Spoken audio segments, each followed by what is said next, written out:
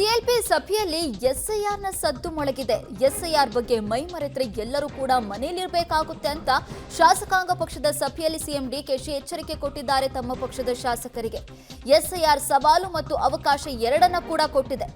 ಹಾಗಾಗಿ ಶಾಸಕರು ಎಸ್ಐಆರ್ ವಿಚಾರದಲ್ಲಿ ಜಾಗೃತರಾಗಿರಬೇಕು. ಎಸ್ಐಆರ್ ಅನ್ನು ಸುಲಭವಾಗಿ ಪರಿಗಣಿಸಬೇಡಿ ಅಂತ ಡಿಕೆ ಶಿವಕುಮಾರ್ ಎಚ್ಚರಿಕೆಯನ್ನ ಕೊಟ್ಟಿದ್ದಾರೆ. ಬೇರೆ ಎಲ್ಲಾ ಕೆಲಸಕ್ಕಿಂತ ಎಸ್ಐಆರ್ಗೆ ಹೆಚ್ಚಿನ ಆದ್ಯತೆ ನೀಡಿ ಅಂತ ಸೂಚನೆ ಕೊಟ್ಟಿರೋದು. ಸಿಎಂ ಡಿಕೆ ಶಿವಕುಮಾರ್ ಪ್ರಮಾಣ ವಚನ ಸ್ವೀಕಾರ ಮಾಡಿದ ದಿನ ಕೂಡ ಈ ಅಂಶವನ್ನ ಉಲ್ಲೇಖ ಮಾಡಿದ್ರು. ರಾಜ್ಯದಲ್ಲಿ ಎಸ್ಐಆರ್ ವಿಚಾರದಲ್ಲಿ ಶಾಸಕರು ತುಂಬಾನೇ ಎಚ್ಚರಿಕೆಯಿಂದ ಇರಬೇಕು. ಇವತ್ತು ನಡೆದಿರುವಂತಹ ಶಾಸಕಾಂಗ ಪಕ್ಷದ ಸಭೆಯಲ್ಲೂ ಕೂಡ ಅದನ್ನೇ ಉಲ್ಲೇಖ ಮಾಡಿದ್ದಾರೆ. ಬೇರೆ ಯಾವುದೇ ಕೆಲಸ ಇದ್ರೂ ಕೂಡ ಅದನ್ನೆಲ್ಲ ಬದಿಗಿಟ್ಟು ಇದಕ್ಕೆ ಹೆಚ್ಚಿನ ಆದ್ಯತೆಯನ್ನ ಕೊಡಿ ಅಂತ ಡಿಕೆ ಶಿವಕುಮಾರ್ ಹೇಳಿದ್ದಾರೆ. ಎಸ್ಐಆರ್ ವಿಚಾರದಲ್ಲಿ ಎಲ್ಲರೂ ಕೂಡ ಒಗ್ಗಟ್ಟಿನಲ್ಲಿ ಇರಬೇಕು. ನಾನು ಸಿದ್ದರಾಮಯ್ಯ ಇಬ್ರು ಕೂಡ ಒಗ್ಗಟ್ಟಿನಿಂದ ಇದ್ದೀವಿ. ವಿಪಕ್ಷದವರು ಎಷ್ಟೇ ಪ್ರಚೋದನೆ ಮಾಡಿದ್ರೂ ಕೂಡ ನಮ್ಮ ಒಗ್ಗಟ್ಟನ್ನ ಒಡೆಯೋದಕ್ಕೆ ಸಾಧ್ಯವಿಲ್ಲ. ಈ ಅಧಿಕಾರ ಹಸ್ತಾಂತರ ಇಡೀ ದೇಶಕ್ಕೆ ಮಾದರಿಯಾಗಿದೆ. ಇದೇ ಮಾದರಿಯಲ್ಲಿ ಎಲ್ಲ ಶಾಸಕರು ಒಗ್ಗಟ್ಟನ್ನ ಕಾಯ್ದುಕೊಳ್ಬೇಕು ಅಂತ ಸಿಎಂ ಡಿಕೆ ಶಿವಕುಮಾರ್ ಪಕ್ಷದ ಶಾಸಕರಿಗೆ ಒಂದು ಮೆಸೇಜ್ ಅನ್ನ ಕೊಟ್ಟಿದ್ದಾರೆ. ಈಗ ಎಸ್ಐಆರ್ ವಿಚಾರ ಬಂದಿದೆಯಲ್ವಾ, ಅದರಲ್ಲಿ ಎಲ್ಲರೂ ಕೂಡ ಒಗ್ಗಟ್ಟಿನಿಂದ ಕಾರ್ಯನಿರ್ವಹಿಸಬೇಕು. ಇನ್ನು ಮತ್ತು ನನ್ನ ಮತ್ತೆ ಸಿದ್ದರಾಮಯ್ಯನವರ ಮಧ್ಯೆ ಏನಾದರೂ ಭಿನ್ನಾಭಿಪ್ರಾಯ ಇದೆಯಾ ಅಂದ್ರೆ ಖಂಡಿತವಾಗ್ಲೂ ಕೂಡ ನಮ್ಮಿಬ್ಬರ ಮಧ್ಯೆ ಭಿನ್ನಾಭಿಪ್ರಾಯ ಇಲ್ಲ. ನಾವಿಬ್ರು ಒಗ್ಗಟ್ಟಾಗಿದ್ದೀವಿ.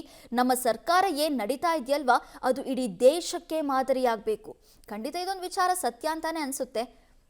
ಈ ಬಗ್ಗೆ ಹೆಚ್ಚಿನ ಮಾಹಿತಿಯನ್ನ ಕೊಡ್ತಾರೆ ನಮ್ಮ ಪೊಲಿಟಿಕಲ್ ಬ್ಯೂರೋ ಚೀಫ್ ಆಗಿರುವಂತ ರವೀಶ್ ಅವರು ನಮ್ಮ ಜೊತೆ ಮತ್ತೊಮ್ಮೆ ಸಂಪರ್ಕದಲ್ಲಿದ್ದಾರೆ. ರವೀಶ್, ಇವತ್ತು ಸಿಎಂ ಡಿಕೆ ಶಿವಕುಮಾರ್ ಒಂದಿಷ್ಟು ಮಹತ್ವದ ಸಂದೇಶವನ್ನ ತಮ್ಮ ಪಕ್ಷದ ಶಾಸಕರಿಗೆ ಕೊಟ್ಟಿದ್ದಾರೆ. ಅದರಲ್ಲೂ ಎಸ್ಐಆರ್ ವಿಚಾರದ ಬಗ್ಗೆ ಏನೆಲ್ಲ ಹೇಳಿದ್ದಾರೆ?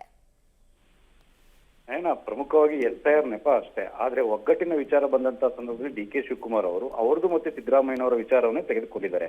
ಅಂದ್ರೆ ಅಧಿಕಾರ ಹಸ್ತಾಂತರ ಎಲ್ಲೋ ದೊಡ್ಡ ಮಟ್ಟದಲ್ಲಿ ಜಟಿಲ ಆಗ್ಬೋದು, ಇದು ಸಮಸ್ಯೆಯನ್ನ ತಂದೊಡ್ಬಹುದು ಅಂತ ಯಾರೆಲ್ಲ ಅಂದ್ಕೊಂಡಿದ್ರು ಅವರೆಲ್ಲ ಲೆಕ್ಕಾಚಾರಗಳನ್ನ ಉಲ್ಟಾ ಮಾಡಿದ್ದಾರೆ. ಹಾಗಾಗಿ ಇದು ಇಡೀ ದೇಶಕ್ಕೆ ಒಂದು ರೀತಿಯಲ್ಲಿ ಅಧಿಕಾರ ಹಸ್ತಾಂತರ ಏನಿದೆ ಮಾಡಲಾಗಿದೆ. ಹಾಗಾಗಿ ನಾವೇ ಇಷ್ಟು ಒಗ್ಗಟ್ಟಿನಿಂದ ಇದ್ದೇವೆ, ನೀವೆಲ್ಲರೂ ಕೂಡ ಒಗ್ಗಟ್ಟಿನಿಂದ ಇರಬೇಕು ಅನ್ನೋ ಸಂದೇಶವನ್ನ ರವಾನೆ ಮಾಡಿರೋದು. ಅಂದ್ರೆ ಅದು ಕೇವಲ ಎಸ್ಐಆರ್ಗೆ ಅಷ್ಟೇ ಅಲ್ಲ, ಎಲ್ಲದರಲ್ಲೂ ಎಲ್ಲಾ ಹಂತದಲ್ಲೂ ಕೂಡ ಒಗ್ಗಟ್ಟಿನಿಂದ ಇರಬೇಕು ಅಂತೇಳಿ. ಯಾಕೆಂದ್ರೆ ಮುಂದೆ ಸಚಿವ ಸಂಪುಟ ವಿಸ್ತರಣೆ ಆಗುತ್ತೆ, ಅಲ್ಲಿ 20 ಸ್ಥಾನಗಳಷ್ಟೇ ಭರ್ತಿ ಮಾಡೋದಕ್ಕೆ ಸಾಧ್ಯ.